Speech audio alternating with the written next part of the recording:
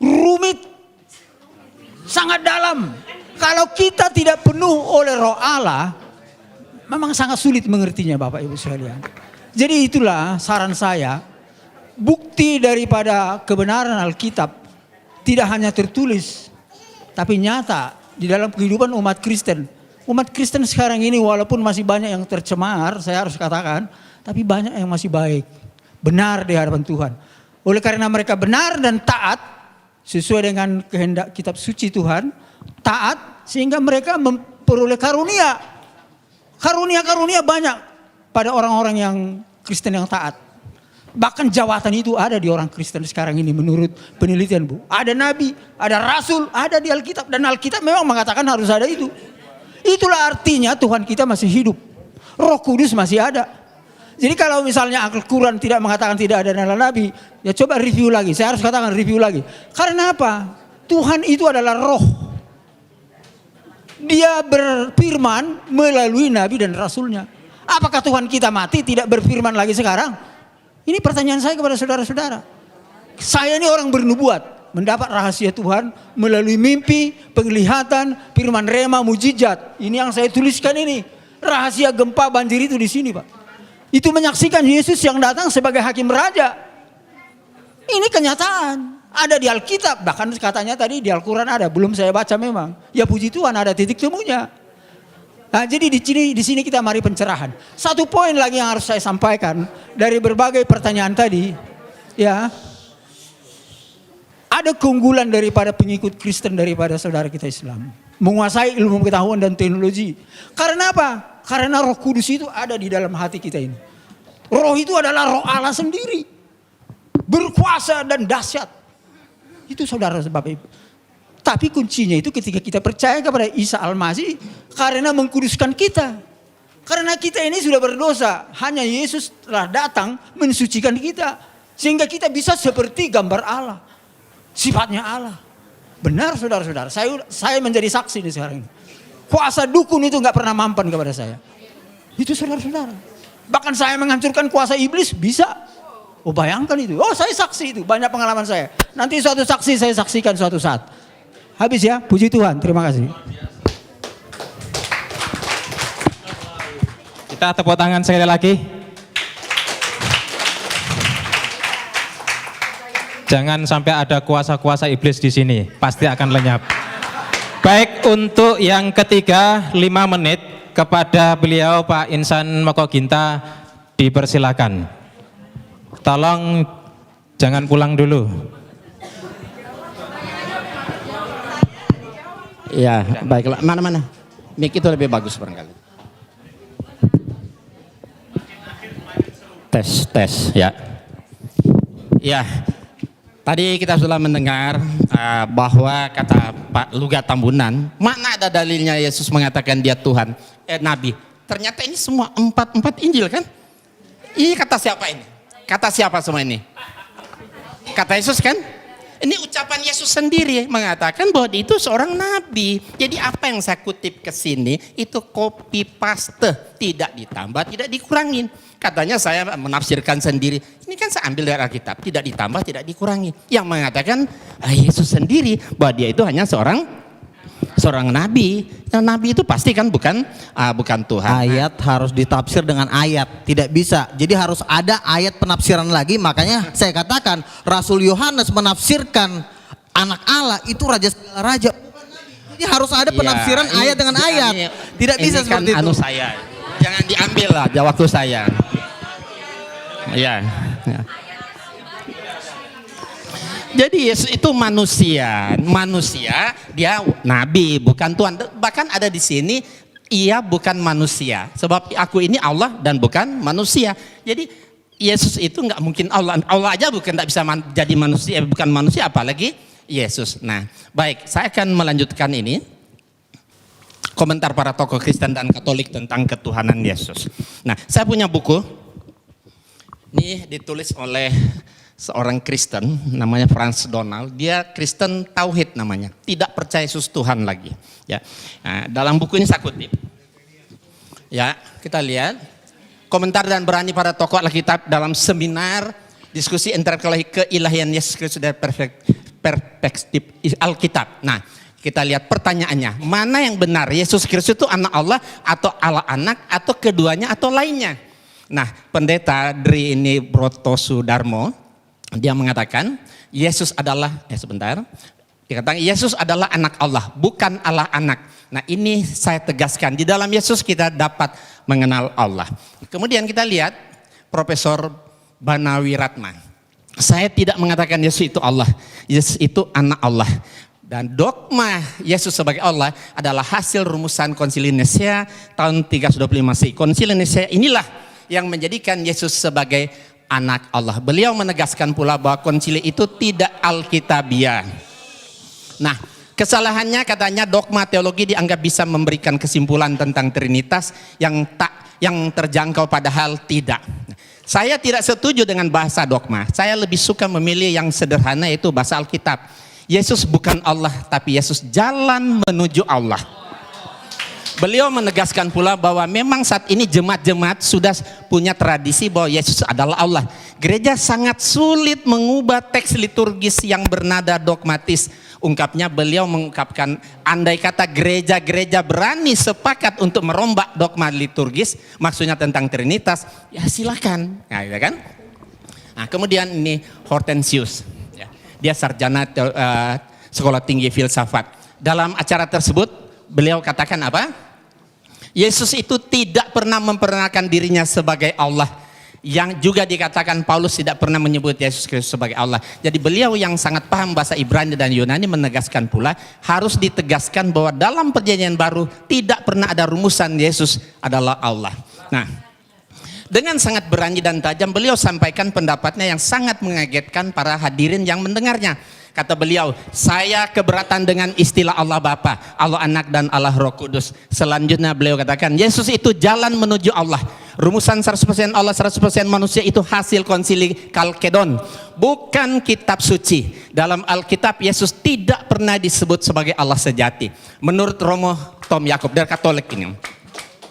Ya, kalimat Yohanes pasal 1 ayat 1 seperti yang dikutip Ibu tadi juga, firman itu adalah Allah. Beliau tegaskan, Yohanes justru menekankan bahwa firman tidak sama dengan Allah, tapi bersama-sama dengan Allah. Nah, satu lagi terakhir, yang paling menarik, salah satu pertanyaan jamaah kepada pastor, bagaimana pengalaman Anda selama menjadi pengikut Yesus? Romo menjawab, itu adalah sebuah pertanyaan yang sangat bagus. Dulu sebelum tahun 1974, kehidupan saya tidaklah baik. Dan saat itu sebelum tahun 74, saya yakin Yesus sungguh Allah dan sungguh manusia. Tetapi setelah tahun 74 sampai sekarang, saya tidak lagi berdoa kepada Yesus, tapi saya berdoa kepada Allahnya Yesus dengan dorongan Roh Kudus. Nah, saya lebih Kristiani sejak saya percaya Yesus bukan Allah daripada sebelumnya ketika saya percaya Yesus itu adalah Allah.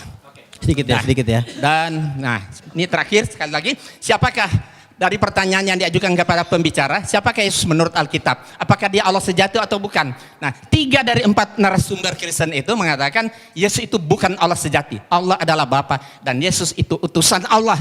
Berarti Nabi kan? Yang menjadi jalan bagi manusia untuk menuju kepada Allah. Nah, rumusan Konsili Nicea tahun 35 mengatakan, ya, dogma Trinitas sudah waktunya ditinjau kembali atau dirombak atau bahkan ditinggalkan sama sekali. Gitu. Sedikit ya. Itu pendapat para pakar. Baik. Bukan 12 rasul. Nah, Anda mau hidup menurut kata pakar atau 12 rasul? Karena pakar-pakar ini nggak ada kuasa, nggak ada tanda-tanda mujizat. Baik, terima kasih. Nah, jadi kalau mau ikut percaya sama orang pemimpin, ikutilah para penginjil-penginjil dunia yang telah melakukan dan kesaksian mereka. Bukan kata ini, mereka ini juga kita nggak tahu siapa yang kita percaya aja, jangan-jangan mereka udah di neraka lagi. Terima kasih Pak Luka. Nanti ada waktunya dalam debat yang ketiga, Pak. Silakan yang terakhir kepada Ustadz Samsul Arifin Nababan, waktu kita berikan 5 menit. Tolong diingat, bicara yang padat, rinci dan jelas, singkat. Kepada beliau dipersilakan. Terima kasih Bapak Ibu. sudah kupas tuntas semua jawaban-jawaban dari pembicara. Saya hanya ingin tegaskan kembali bahwa Pak Tambunan maupun Pak Tampu Bolon lebih banyak berbicara dalam dialog ini dengan mengembalikan kepada dogma saja. Semestinya kita dialog begini harus dialog konsep. Jadi kita semua kembali mengacu kepada nas. Dan kita semuanya pakai copy paste. Tapi Bapak berdua tadi selalu mengembalikan kepada dogma. Jadi atas bimbingan Roh Kudus. Dan tanpa diperinci apa itu Roh Kudus dan siapa itu Roh Kudus. Mengambang. Kalau tadi beliau berdua menjelaskan, terutama Pak Tambunan, tidak ada nas dalam Alkitab aku adalah nabi tapi anak Allah. Itu bisa dibaca dalam Matius pasal 3 ayat 16 sampai 17. Sesudah dibaptis, Yesus segera keluar dari air dan pada waktu itu juga langit terbuka dan ia melihat Roh Allah seperti burung merpati turun ke atasnya. Lalu terdengarlah suara dari sorga yang mengatakan, inilah anakku yang kukasihi, kepadanya lah aku berkenan. 1. Kemudian dalam Injil Lukas pasal 4 ayat 41, dari banyak orang keluar juga setan-setan sambil berteriak, engkau adalah anak Allah. Lalu ia dengan keras melarang mereka dan tidak memperbolehkan mereka berbicara karena mereka tahu bahwa ia adalah Mesias. Begini, kalau memang kata anak Allah itu indikatornya bahwa Yesus adalah Tuhan, mestinya orang Kristen harus konsisten. Ada terlalu banyak yang menjadi Tuhan di dunia ini. Kenapa? Karena ternyata yang dikatakan istilah anak Allah itu bukan cuma Yesus. Coba dibaca dalam kitab Matius pasal 5 ayat 9, Injil Matius pasal 5:9, dikatakan di sini, berbahagialah orang yang membawa damai, karena mereka akan disebut anak-anak Allah. Nah, berarti siapa yang membawa perdamaian di dunia ini semua anak Allah. Berarti anak Allah itu bukan cuma Yesus. Kalau begitu yang membawa damai Tuhan semua jadinya.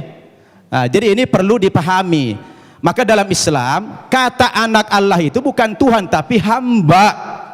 Abduhu wa rasuluh, hamba dan utusannya. Jadi malah membingungkan kalau dikatakan Yesus itu anak Allah lalu dipresentasikan sebagai Tuhan. Berarti bagaimana dengan dalil ini Injil Matius tadi? Semua orang yang mendamaikan di dunia ini akan dipanggil sebagai anak-anak Allah. Berarti Tuhan juga dong. Nah, ini secara logik dan berdasarkan nas. Nah, oleh karena itulah sebetulnya boleh dikomentari, silakan. Gini, ini ayat ini sering banget saya dengar ya. Jadi begini loh, bedanya seperti ini. Lihat, perhatikan, jangan ketawa dulu. Anak-anak Allah, Yohanes 1:12, barang siapa percaya kepada dia akan diberikan kuasa supaya sebagai menjadi anak-anak Allah. Beda dengan Mesias, anak Allah. Kenapa bedanya? Karena semua nabi-nabi itu dipenuhi Roh Kudus disebut juga anak-anak Allah. Tetapi bedanya apa? Mesias itu sudah dijanjikan dari zaman dulu. Nabi-nabi menjanjikan Mesias. Nanti akan datang Mesias. Nabi satu ngomong nanti akan datang Mesias. Nabi satu ngomong sampai Nabi Yesaya sampai Nabi terakhir nanti akan datang Mesias. Kira banyak di Yesaya nabi-nabi itu menubuatkan. Kalian kalau saya ngomong jangan teriak-teriak dulu, ntar kalian nggak ngerti gitu loh. Gini, lihat, nabi-nabi menubuatkan tentang kedatangan Mesias itu ada di Perjanjian Lama. Nah, nabi-nabi ini pada waktu Yesus tadi yang saya pertama kali mengatakan, di situ dikatakan Mesias anak Allah. Bukan hanya anak-anak Allah. Bedanya apa? Nah, untuk menafsirkan Mesias anak Allah ini, yang menafsirkan bukan dokter, bukan profesor, tapi rasul, 12 rasul. Makanya 12 rasul menafsirkan Mesias anak Allah dalam Wahyu 19 ayat 16 bahwa Mesias anak Allah penafsirannya adalah raja, segala raja, bukan nabi. Jadi kalian jangan sembarang menafsirkan kitab suci. Mesias anak Allah dengan anak Allah beda banget Gitu loh. Jadi perbedaan ini kalian harus pahami. Karena perbedaan ini efeknya lautan, api dan belerang. Gitu loh. Jadi Mesias anak Allah dan anak-anak beda. Itu yang saya pahami dan yang saya pelajari selama ini. Karena saya udah tahu jawaban pertanyaan kalian pasti itu. Iya. Gitu loh. Jadi itu Baik, dari saya. gantian. Saya belum selesai tadi. Itu sanggahan dari beliau. Kita jadi bingung nih. Kenapa bingung? Kita kan membaca Alkitab ini justru kita menghindari tafsir. Ini textbook kita nih, copy paste. Kalau memang tulisan-tulisan kami yang mengambil dari Alkitab ini dianggap salah, padahal ini adalah textbook kami menulis di sini. Terus apalagi yang dipakai sebagai hujah, sebagai Jangan baca argumen? satu ayat aja Pak. Makanya Satu. baca Jadi juga gini, kitab Wahyu. Jangan cuma baca satu ayat. Saya mau kembali kepada teks lagi. Di antara indikasi juga Yesus bukan Tuhan, saya baca dalam Injil Markus pasal 13 ayat 31 sampai 32. Dikatakan dalam ayat ini, Yesus tidak tahu kapan kiamat itu terjadi. Masa ada Tuhan tidak tahu kiamat kapan terjadi? Nah, ini menjadi pertanyaan yang menarik sebetulnya. Jadi ini tanpa tafsir, ini bukan tafsir. Jadi ini bukan tafsir, kami nggak berhak menafsirkan. Makanya kami hanya textbook saja. Kembali kepada copy paste ini. Nah, terkecuali kalau bapak-bapak tidak lagi mengakui Alkitab ini, lain soal. Jadi kalau mau dibantah sebetulnya jangan dibantah kami, dibantah saja itu Alkitab. Karena kami hanya menyadur saja. Iya, demikian. Terima kasih. Makanya Pak, kesimpulan Baik, dari Bapak. seluruh Injil itu ada di kitab Wahyu. Baik. Jangan kalian baca cuma kitab Injil doang. Baik. Tapi kitab Wahyu kalian baca, itu kesimpulan dari seluruh Injil itu ada di kitab Baik, Wahyu. Jadi terima kalau mau kasih. kalian, ntar lupa. Kalau Itu kalian mau juga menafsirkan, bicara, Pak. Kalau kalau nanti kalian semua mau ingin menafsirkan bicara, ayat Alkitab, baca kitab Wahyu. Karena di kitab Wahyu dikatakan di seluruh umat, seluruh malaikat itu menyembah Yesus, ada ayatnya di kitab Wahyu. Makanya baca kitab Wahyu, karena kitab Wahyu itu penafsiran dari rasul-rasul. Saya bacakan ya, saya bacakan. Baik, Bapak, saya kasih waktu setengah menit, tidak lebih, tidak Ya, kurang. ya. Setelah itu Bapak nggak bicara Dan lagi. Wahyu Setengah menit ya, Pak, Wahyu ya. 5 ayat 11, maka aku melihat dan mendengar suara banyak malaikat di sekeliling tata makhluk-makhluk dan tua-tua, itu jumlah mereka berlaksa-laksa. Katanya dengan suara nyaring, anak domba yang disembelih itu layak menerima kuasa dan kekayaan, hikmat, kekuatan, pujian sampai selama-lamanya. Dan saya lanjutkan ke ayat 14, dan keempat makhluk itu berkata amin, dan tua-tua itu jatuh tersungkur dan menyembah Yesus. Ada ayatnya Yesus disembah. Kalian kan berkata, mana ayatnya Yesus sembahlah aku? Ini ayatnya bacaan termasuk. Sudah setengah menit. Ya. Terima kasih. Ya, baik, Pak baik, Insan setengah menit. Ya, sebenarnya kitab Wahyu yang menjadi rujukan beliau itu Udah. Wahyu kepada Yohanes itu mimpi, bukan wahyu. Mimpi Yohanes di Pulau Patmos. Itu kan kata Bapak. Jadi mimpi Sudah, panjang, sudah, Pak. ya. Sebentar, mimpi panjang berseri ya. Makanya kitab Wahyu merupakan salah satu kitab yang paling sulit sekali ditafsirkan. Andes itu rasul terkasih Yang loh. paling Sudah, sulit Pak. ditafsirkan karena ini cuma mimpi. Nah, zaman dulu ditulis mimpi, kemudian dirubah lagi kenyataan. Sekarang dirubah lagi menjadi wahyu supaya keren, biar keren kelihatan. Sudah. Diganti Cukup. wahyu. Baik, Pak Insan, cukup. Kita tutup. Karena bukan mencari kemenangan dan bukan mencari kekalahan. Masing-masing berdakwah kepada yang lain. Silakan yang umat Islam itu tadi dengarkan, renungkan terhadap Bapak Luga Tambunan dengan Pak Yohanes Tampu Bolon. Yang Nasrani silahkan renungkan. Terima kasih kepada Ketua Panitia yang menyelenggarakan acara ini, cukup sukses Pak Ketua. Kemudian kepada para pembicara, Ustadz Samsul Arifin Nababan, Bapak Insan Moko Ginta, Bapak Luga Tambunan yang saya suka semangatnya ini, masih muda. Kemudian Bapak Yohanes Tampu Bolon yang lebih bijak, santai, tenang, dan juga semua audien yang hadir di sini, semoga seluruhnya mendapatkan hidayah dari Allah Subhanahu wa taala. Terima kasih dari kami. Billahi taufik wal hidayah. Assalamualaikum warahmatullahi wabarakatuh.